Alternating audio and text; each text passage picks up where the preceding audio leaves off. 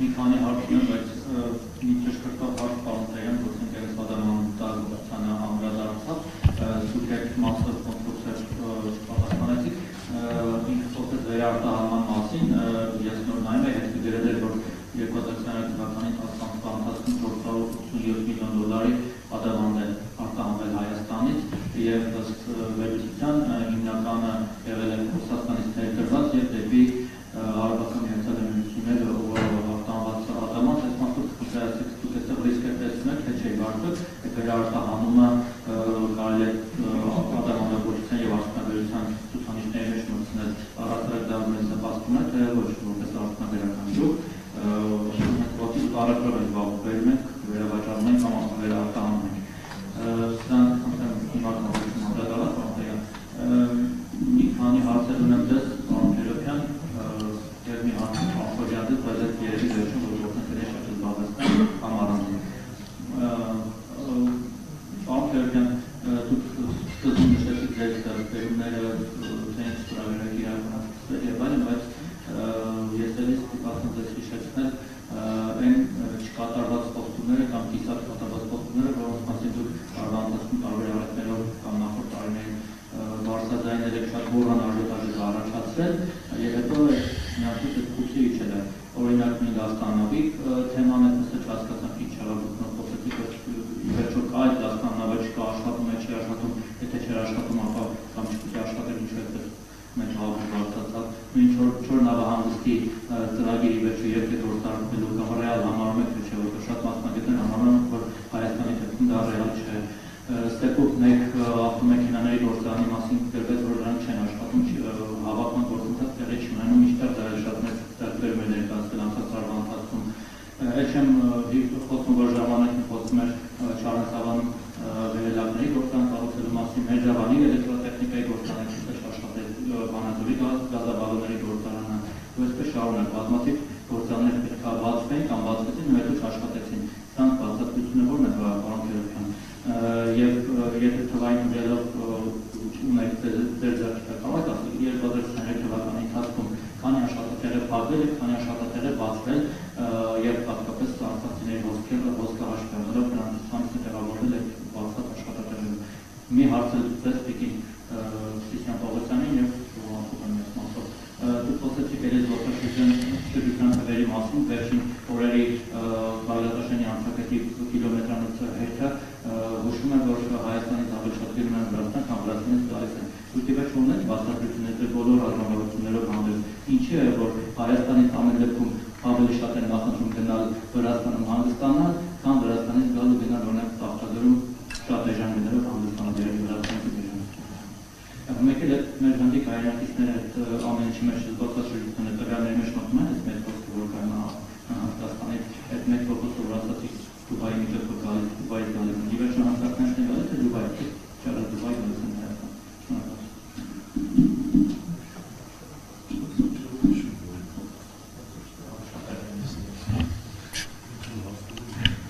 Ուղղակի ամփոփեմ անջատի հետ,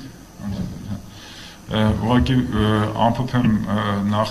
ադամանդի եւ ալմասի տվյալները, իրականում այն ինչ որ վերարտահանում է, դրա մեծ մասը իրականում վերարտահանում չէ, այլ վերամշակվում եւ վերարտահանում է։ Կա իհարկե փոքր վերարտահանում, բայց ինչպես նշեցինք, մեր աշխատանքի մեջ մեր ֆոկուսը հիմնականում տեղական մշակող արդյունաբերության զարգացումն է։ Հիմա կա արդյոք ռիսկ թե չէ, այո կա ռիսկ, որովհետև գիտեք, որ մենք ապրում ենք այսպես բարդ սանկցիոն միջավայրում եւ կառավարությունը ամեն ինչ անում է, որպեսզի Հայաստանում աշխատող ընկերությունները հեռու մնան կամ չընկնեն երկրորդային սանկցիաների ազդեցության տակ եւ բնականաբար այստեղ մենք շատ մեծ ժամանակ ենք ներդնում, որպեսզի մեր ընկերություններին ապահովագրենք մի կողմից այդ ռիսկերից, բայց մյուս կողմից էլ այնպես անենք, որ իրանք ունենան բավարար չափով հումքի հասանելիություն, որպեսզի կարողանան իրենց բնականոն գործունեությունը եւ զարգացող գործունեությունը ապահովեն։ Հիմա տեսեք, ես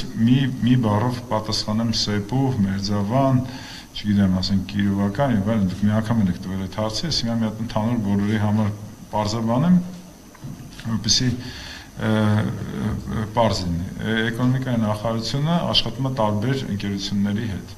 մեր մի ծրագրով, որը օրինակ լիզինգի ծրագիրն է, 3300-ից ավել ընկերություն օգտվել են մեր միայն մի ծրագրից եւ 189 միլիարդ դրամի նոր սարքավորումներ են ձեռք բերել եւ դա ընդհանրապես մեր մի ծրագիր է։ Մյուս բոլոր ծրագրերն էլ, ասենք, մի այլ ծրագրով 77 ընկերություն 700 միլիարդից ավել ներդրում այն ծրագրի մաքսային արտոնությունը ստացել եւ այլն։ Եվ բնականաբար, երբ որ մենք ստանում ենք առաջարկներ կամ երբ որ մենք փորձում ենք օգնել ինչ-որ ընկերությունների տարբեր հարցերում, այդ թվում նաեւ գնալ գործարաններ, բացել գործարաններ եւ այլն, ապա մենք դա անում ենք, որպեսզի խթանենք եւ խրախուսենք այդ գործարաններին եւ բնականաբար մենք այդ ոչ գործարանների տնօրեններն ենք, ոչ էլ տերերն ենք, հա, մենք ուղղակի մեր աջակցությունն ենք ցույց տալիս բազմաթիվ ընկերություններ։ Եվ եթե դրանց մի մասը հետագայում ձախողվում է, դա նորմալ է, աշխատանքային process է եւ այդտեղ ոչ մի մեծ խնդիր չկա։ Կշերքի մի նժարում մի քանի ընկերություններ է, որի անունը դասեք։ Մյուս նժարում հազարավոր ընկերություններ է, որոնք օգտվում են մեր արտոնություններից եւ բավականին հաջող աճում են ու աշխատում են։ Դրա վերաբերյալ տվյալներն էլ կա, եթե կուզենաք կարող են կիսվել։ Լաստանավի վերաբերյալ, այո, Լաստանավը աշխատել է մի քանի ամիս, մեր գնահատմամբ ինքը չի ապահովել բավարար լծվածություն կամ չի առաջացրել բավարար հետաքրքրություն արտահանողների եւ ներմուծողների մոտ եւ մենք չենք կարողացել տեսնել, մենք չենք տեսել, որ արտահանող եւ ներմուծող ընկերությունները օգտագործում են այդ լաստանավը այնպես, որ մենք ինքներս մեզ եւ մեր գործընկերներին համոզենք այդ ծրագիրը շարունակելու վերաբերյալ։ Կարող ենք ավելի մանրամասն տվյալներ ձեզ տալ, եթե դուք դիմեք, կարող ենք տալ, թե ինչքան աշխատել, ինչպիսի փոխհատուցումներ տրվել եւ այլն, որպեսզի ձեր բոլոր հարցերի պատասխանները գտնեք։ Շատ լավ։ Չոր նավահանգստի վերաբերյալ դու գիտեք, որ արդեն մենք առաջի անգամ Չոր նավահանգստի մասին խոսել ենք 1 տարի առաջ, բայց իրականում աշխատանքը սկսել ենք 2021 թվականի սկզբից, ներգրավել ենք աշխարհում բարձրակարգ մասնագետ, որը ազգությամբ կիսահայ է, Չարլ Մալասը, որը մի քանի անգամ նաև հրապարակային ներկայացրել է Չոր նավահանգստի ծրագիրը։ 1 տարի առաջ մենք այս ծրագիրը ներկայացրել ենք Հանրային ներդրումային կոմիտեին, Հանրային ներդրումային կոմիտեն նախնական հավանություն է տվել, որից հետո մենք տեխնիկատնտեսական վերլուծությունն արել ու ավարտել ենք, դա արվել է հոլանդական MTBS ընկերության կողմից։ Հիմա մենք գիտենք ըստ այդ տեխնիկատնտեսական վերլուծության, որ ծրագիրը դրական տնտեսական արդյունք ապահովող ծրագիր է, դա եւս մեկ անգամ պետք է ներկայացվի Հանրային ներդրումային կոմիտեին, ճիշտ ասած ընդգրկված է եղել դեկտեմբերի 28-ի օրակարգում, բայց մենք չենք կարողացել վարչապետի գլխավորությամբ անցկացվող այդ նիստի ընթացքում սպառել ամբողջ օրակարգը եւ այդ նիստի շարունակությունը ենթադրում ենք, որ կլինի հունվար ամսին եւ կներկայացնենք ծրագիրը, եթե դա հաստատվեց, եթե այդ ծրագիրը հաստատվեց, ապա դրան հաջորդելու է պետություն մասնավոր գործընկերության պայմանագրի պատրաստումը եւ մրցույթային process-ի ընթացքը, որի ավարտից հետո, եթե մենք բարեհաջող կերպով կարողացանք ներգրավել մեր մասնավոր գործընկերոջը կամ գործընկերներին, դրանից հետո արդեն սկսի իրագործման փուլը, մենք այսպես մեր ունեցած տվյալներով, մեր ունեցած ուսումնասիրություններով կարծում ենք, որ հաջողությամբ կավարտվի եւ մենք արդեն այս տարվա վերջին ունենանք